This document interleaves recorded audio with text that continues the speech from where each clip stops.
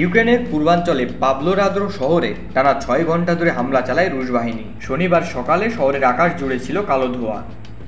শনিবার ভোররাতে রাশিয়ার ইতিহাসে সবচাইতে ভয়াবহ এবং কঠিনতম বিমান হামলা চালানো হয়েছে বলে জানা যায় বিভিন্ন গণমাধ্যম।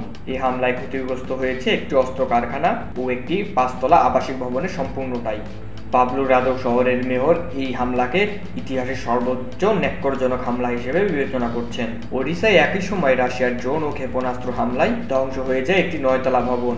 নারী ও শিশু সহ বেশ কয়েকজন হতাহত হন। ওডিশার মেয়র জানিয়েছেন অন্তত ২০টি ড্রোন আঘাত আনে শহরের বিভিন্ন অঞ্চলে। হামলায় ইউক্রেন জুড়ে বিভিন্ন শহরে বিভিন্ন রকমভাবে ক্ষতিগ্রস্ত হয়। এই হামলায় ইউক্রেনের অত্যন্ত জরুরি ১১টি অঞ্চল ক্ষতিগ্রস্ত হয়েছে। এই হামলার আগের রাতেই ওয়াশিংটনে ফিরে যায় ট্রাম্পের রাষ্ট্রদূত। তার সফরের সময় রাশিয়া বড় ধরনের হামলাকে স্থগিত করে রেখেছিল বলে মনে করছেন বিশ্লেষকেরা। হামলার ঠিক আগেই ইউক্রেনের প্রেসিডেন্ট ভলোদিমির জেলেনস্কি ঘোষণা দেন ইউক্রেন আবারও শান্তি আলোচনার প্রস্তাব দিয়েছে রাশিয়াকে। তিনি জানান মুক্তি বিনিময় ও যুদ্ধবিরতির লক্ষ্যে নেতৃত্ব দিচ্ছেন তিনি, কিন্তু তার পরপরই ঘটে এই হামলা।